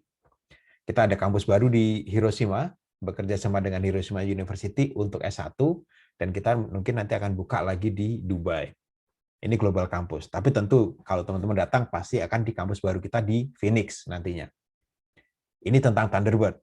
Nah, yang terakhir adalah ini nanti rencana baik itu LPDP atau untuk apply sekolah, kira-kira biasanya yang akan kita buat seperti ini sharingnya. Ini ya. Kita sekarang mungkin mulai dari set deadline seperti itu tadi. Tapi nanti kita akan bahas sedikit bagaimana sih tipsnya untuk TOEFL, IELTS, atau Duolingo untuk bisa sukses. Nanti sesi berikutnya kita mungkin akan bahas itu. Karena kenapa? Itu penting buat teman-teman untuk daftar LPDP dan juga buat daftar kuliah. Resume gitu. Kadang-kadang membuat resume itu gampang-gampang susah gitu. Kenapa? Karena ketika orang membaca, itu bagaimana orang membaca resume kita menjadi termotivasi untuk mendengarkan lebih jauh. Itu kan resume maksudnya. Bahkan referensi bisa jadi bisa menjadi tantangan ketika misalkan kita minta referensi dari atasan atau dari profesor. Terus mereka pengen tahu nih, kamu bisa buat draftnya nggak sehingga nanti saya bisa menulis dengan memorinya dia atau apa yang dia tangkap gitu. Membuat draft reference letter itu juga proses. Nah, teman-teman seperti itu. Nanti kita bahas juga. Nanti berikutnya lagi kita akan bahas khusus personal statement atau personal statement dan interview. Bagaimana sih menulis personal statement? Apa sih yang bisa saya tonjolkan atau keunggulan dalam diri saya sehingga LPDP atau sehingga kampus melihat saya sebagai kandidat yang paling cocok. Atau misalkan, kenapa sih ketika saya pulang ke Indonesia, apa sih yang value yang bisa saya bawa dari sekolah? Karena personal statement adalah pengalaman saya dan kenapa saya harus sekolah. Tujuan saya balik adalah setelah saya lulus, apa yang menjadi motivasi saya untuk pulang dan apa yang saya bisa bawa pulang. Itu kan sebenarnya cerita yang berkelanjutan. Nah, ini juga menarik untuk bagaimana kita menulis itu sebagai sebuah cerita atau narasi sehingga tim yang membaca melihat kita adalah kandidat yang paling cocok. Nanti setelah itu kita akan melihat masuk ke situ, diterima di LPDP atau mau masuk yang dengan LOE duluan, kita akan list university dulu.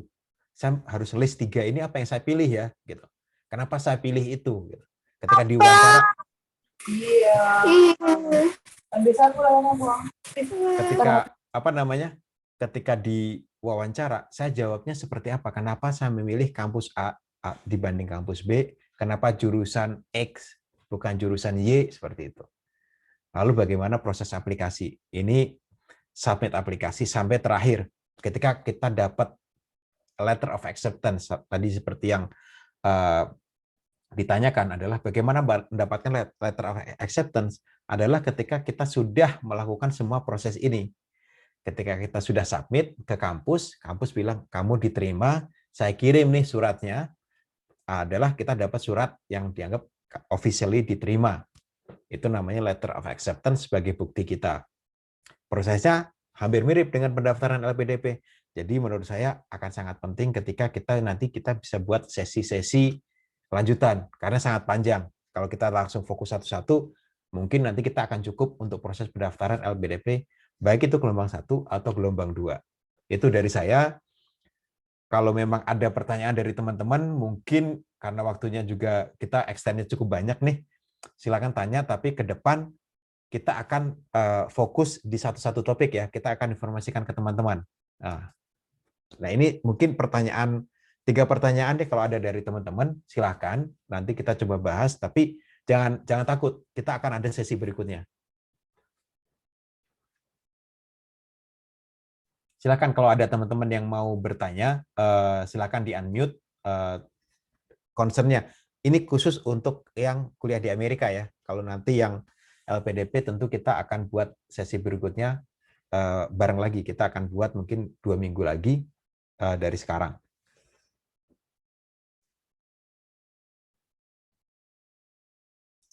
Oke, ini ada dari Pak Yoke nih kalau tidak salah ya, itu menyatakan ada baiknya ada sesi-sesi selanjutnya. Betul. Jadi biasanya sesi ini adalah kita masuk di sesi set deadline. Misalkan teman-teman sudah bilang, saya pengen apply LPDP di tahap kedua, artinya dari 1 Agustus sampai September. Berarti persiapannya dari sekarang. Ini deadline-nya teman-teman nih. Jadi sesi berikutnya kita akan bahas di TOEFL dan IELTS.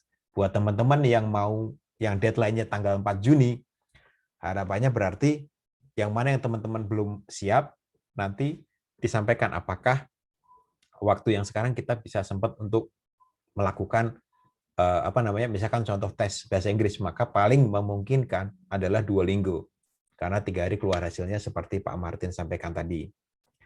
Kalau misalkan lainnya, menurut saya kalau misalkan belum semuanya, ya saya doakan siap, tapi menurut saya akan lebih optimal ketika itu dilakukan di gelombang kedua sambil mempersiapkan yang lainnya. Dan ini mungkin journey ini kita jalani bareng-bareng, setiap 2 minggu kita ketemu, nanti waktunya kita set, moga-moga kita linknya bisa sama sehingga teman-teman tinggal join, nanti waktunya juga sama-sama available, nanti kita bisa diskusi lebih jauh, kita undang lagi tim lain yang bisa membantu teman-teman.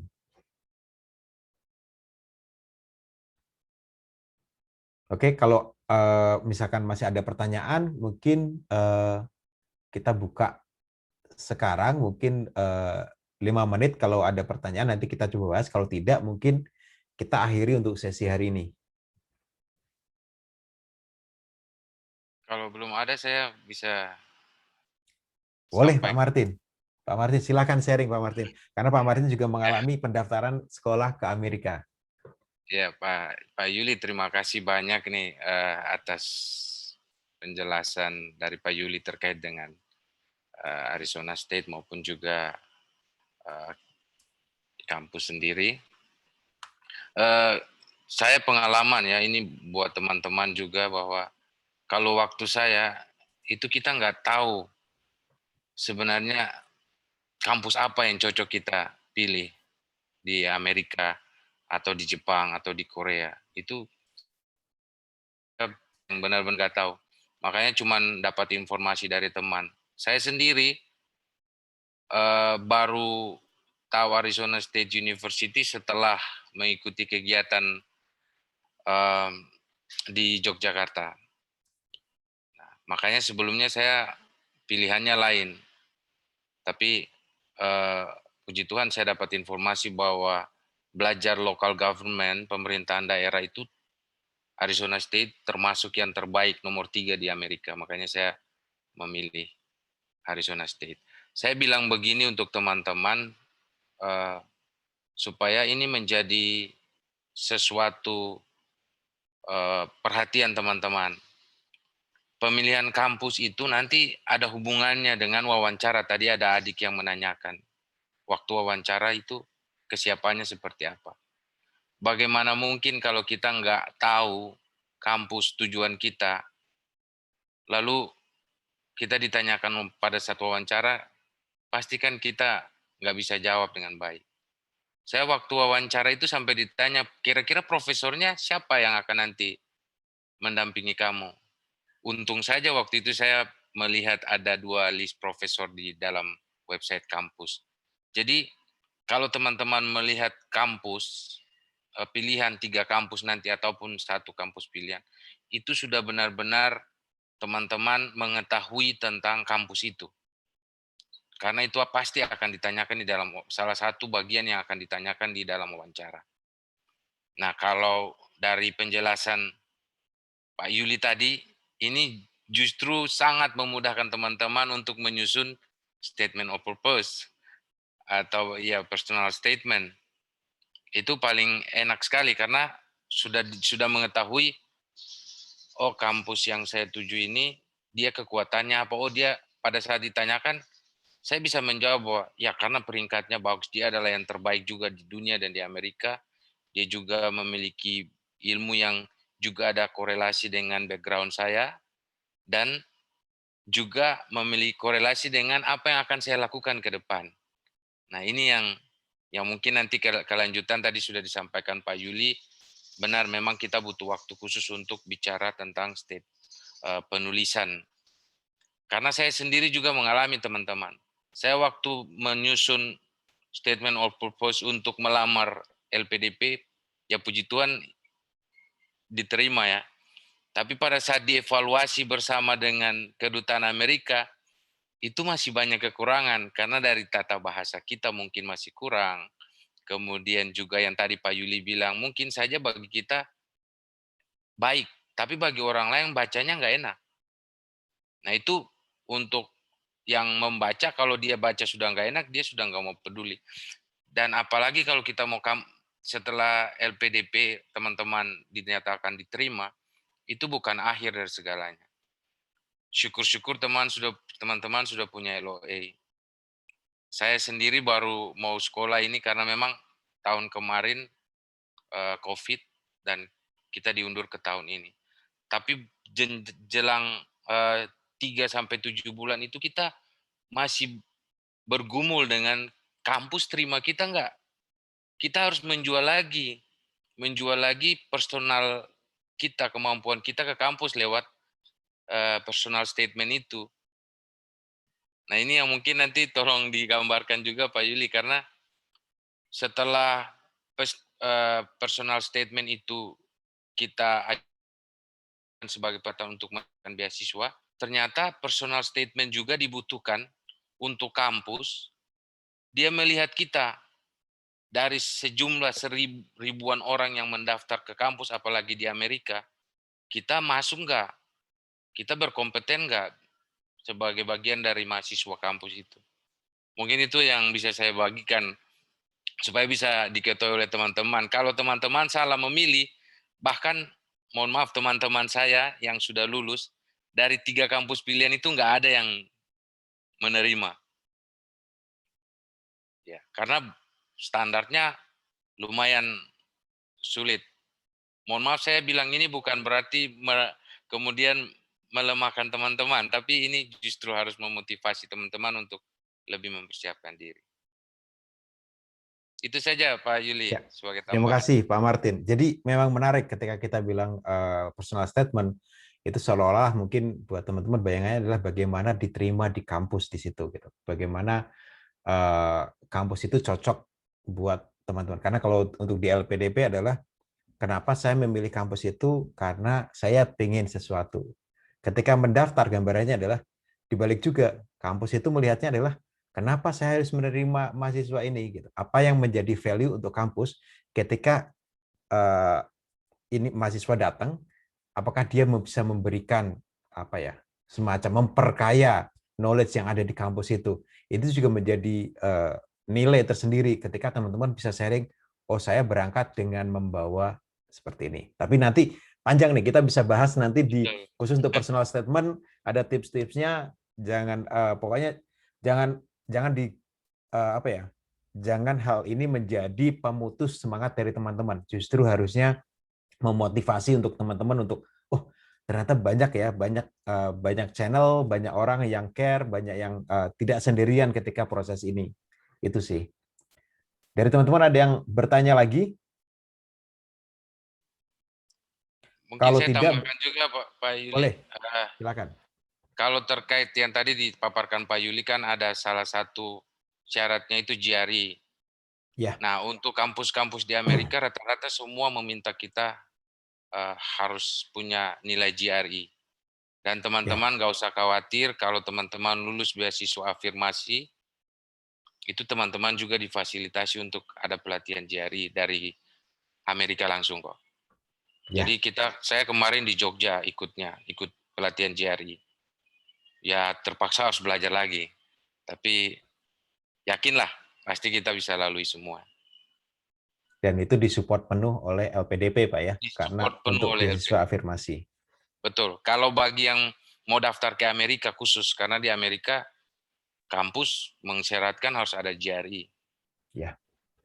Jadi kembali lagi untuk teman-teman, jadikan ini sebagai motivasi, dan ini adalah awal dari diskusi kita. Next time kita atau ke depan kita akan diskusi lebih jauh lagi, lebih detail lagi mengenai proses tadi. Apakah kita akan mulai dari proses dari LPDP atau nanti lanjut lagi sampai pendaftaran sekolah. Jadi harapannya nanti dari teman-teman bisa share ke teman yang lain lagi yang termotivasi untuk apply ke LPDP, khususnya beasiswa afirmasi, sehingga kita bisa mengajak lebih banyak lagi teman-teman dari Indonesia, dari daerah-daerah afirmasi untuk bisa mendapatkan kesempatan kuliah di luar negeri bebas, atau akan di Amerika kalau dari kami sharing saat ini. Tapi peluang ini kita akan manfaatkan. Jadi mungkin sekian dulu dari saya, dari kami. Jika ada salah kata, salah ucapan, kami mohon maaf. Dan tentu saja semoga teman-teman semua selalu sehat, khususnya di situasi pandemi saat ini, dan semoga nanti kita bisa ketemu lagi di sesi berikutnya. Terima kasih dan selamat siang semuanya. Terima kasih Pak Yuli. Selamat siang untuk teman-teman. Terima kasih Pak Martin. Nanti kita akan buat sesi berikutnya lebih menarik buat teman-teman, dan kita share lebih banyak lagi. Ya, Pak. Oke, saya tutup untuk Zoom-nya ya. Terima kasih.